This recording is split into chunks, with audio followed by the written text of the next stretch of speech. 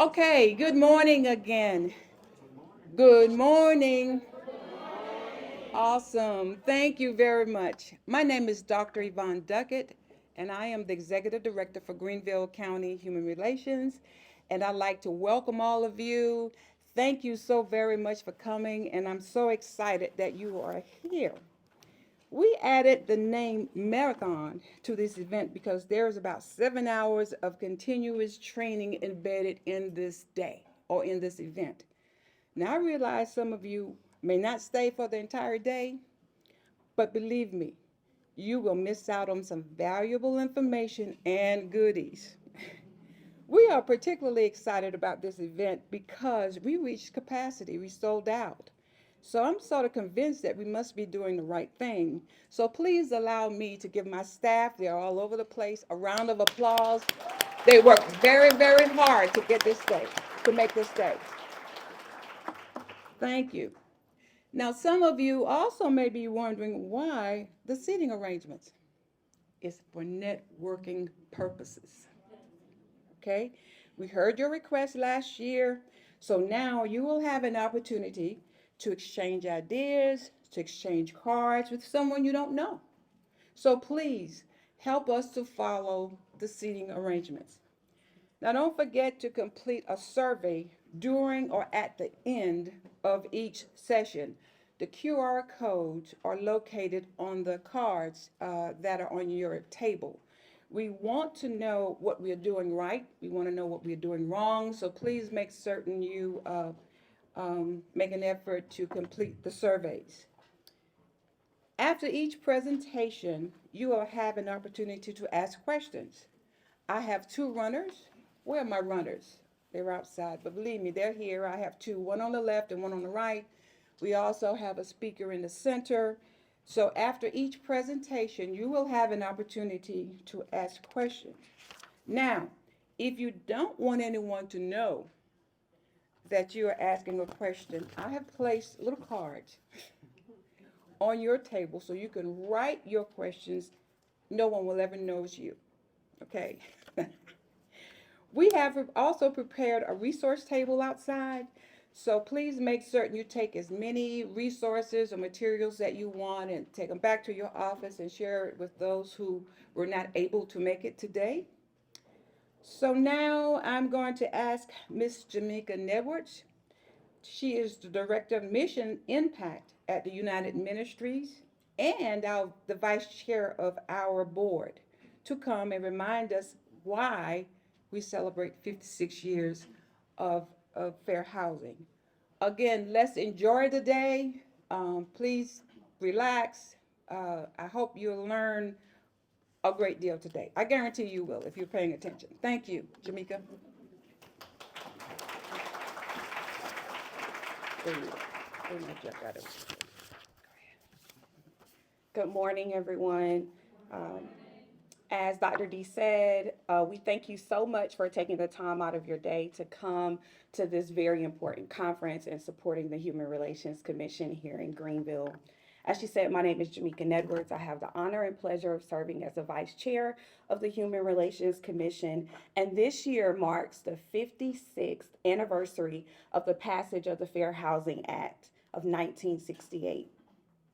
This act prohibits discrimination based on race, color, religion, sex, familial status, national origin, and disability in the sale and rental of all homes and other housing related activities.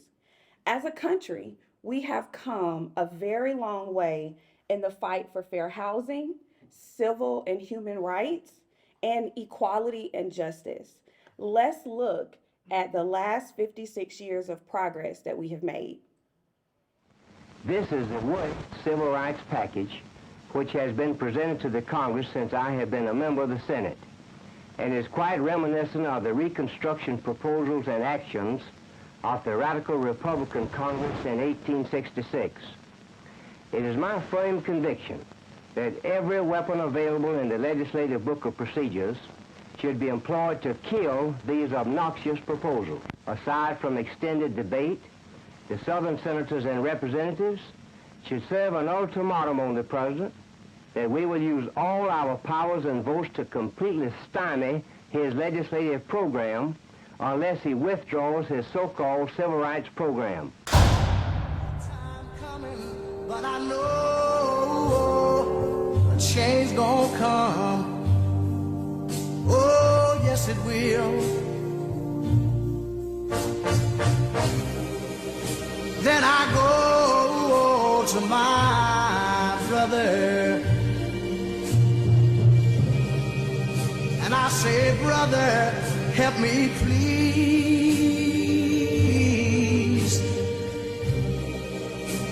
But he winds up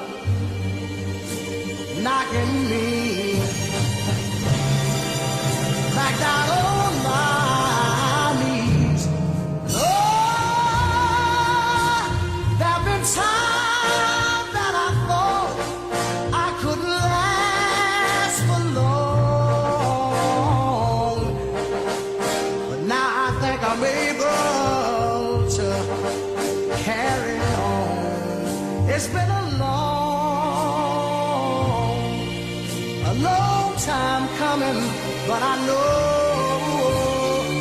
change gon' come. Oh, yes it will.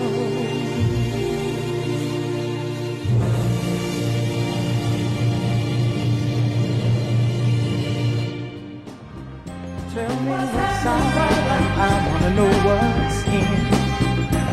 What's the deal, man? What's happening, brother? What's happening? What's happening, brother? What's happening, my man?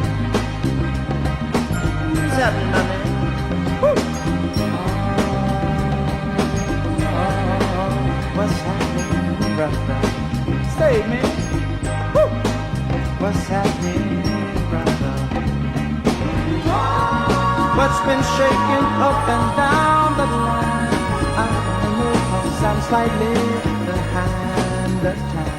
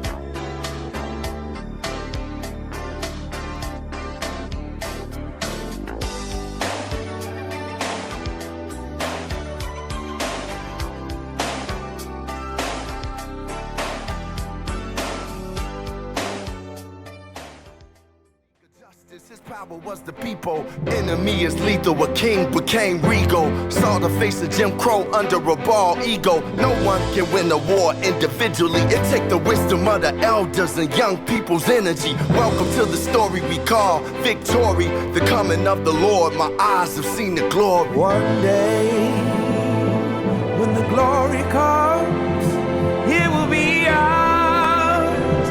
It will be ours. Oh, glory.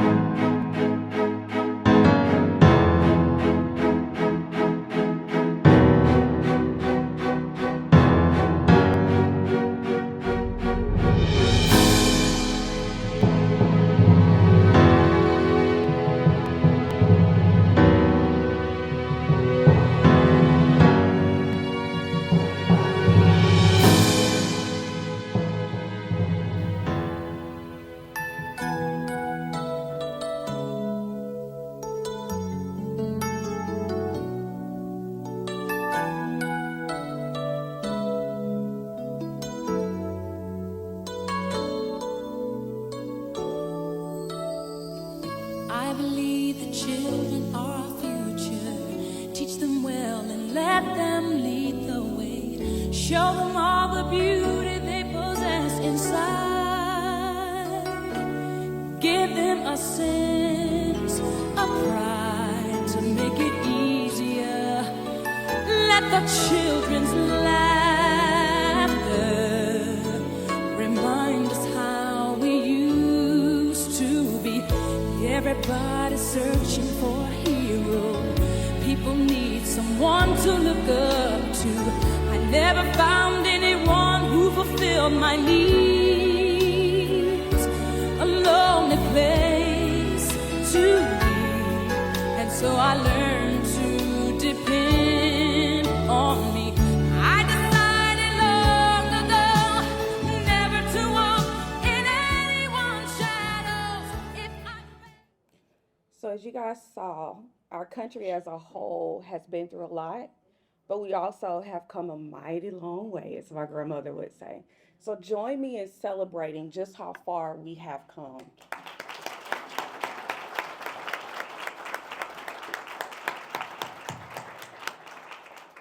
Now, I believe that two opposing realities can be true at the same time.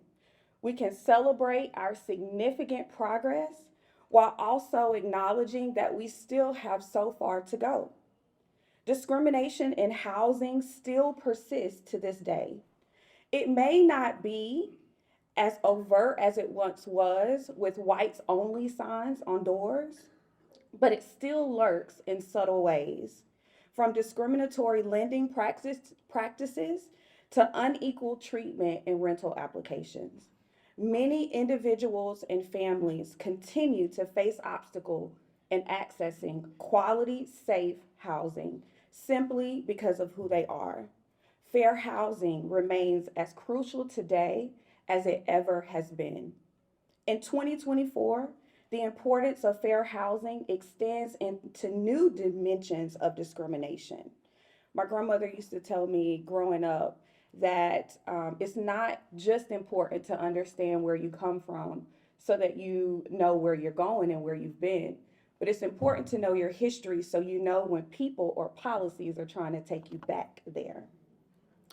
And so it's important for us to know and recognize now how the new dimensions of discrimination is still peeping or seeping up into the works of our society. And some of the ways that we see that is biases against those who have different backgrounds and lifestyles and life stories, including veterans, the elderly, and the LGBTQ plus community.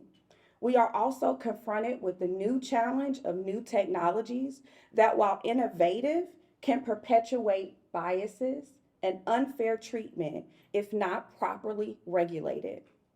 Algorithms used in housing advertisements and loans approvals must be transparent and fair, ensuring that they do not replicate past injustices. The now pressing issue of housing affordability exacerbates the challenge of housing. As housing costs in our community continue to rise, marginalized communities often find themselves disproportionately affected, perpetuating the cycles of poverty and segregation. Where we live affects every aspect of our lives, from the quality of education to the quality of food, to the access to jobs that we have. By enforcing fair housing laws, we break down the barriers that have historically kept marginalized communities in the cycles of poverty. We open doors to better futures and uphold the promise of equal opportunity. So what can we do to uphold the principles of fair housing in 2024? First, we must strengthen and enforce existing fair housing laws. This means holding accountable those who engage in discriminatory practices and providing support and resources to those who have been affected by such actions. Secondly, we must address the root cause of housing inequality, like systemic racism, economic disparity, and housing affordability.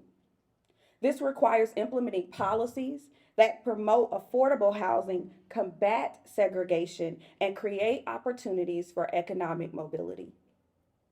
Thirdly, we must invest in education and outreach to raise awareness about fair housing rights and responsibilities by empowering individuals with knowledge who can help prevent discrimination and promote a culture of inclusivity and respect.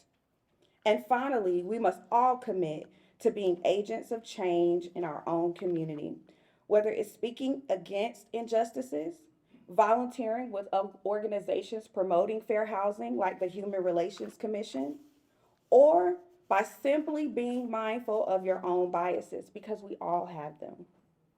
Each of us has a role to play in creating a more equitable society. In conclusion, fair housing is not just a relic of the past. It's a pressing issue that demands our attention and action today and beyond. By upholding the principles of fairness, equality, and inclusion in housing, we will create communities where everyone has the opportunity to thrive. Together, let us continue to fight for fair housing and build a brighter future for all of our children. Thank you.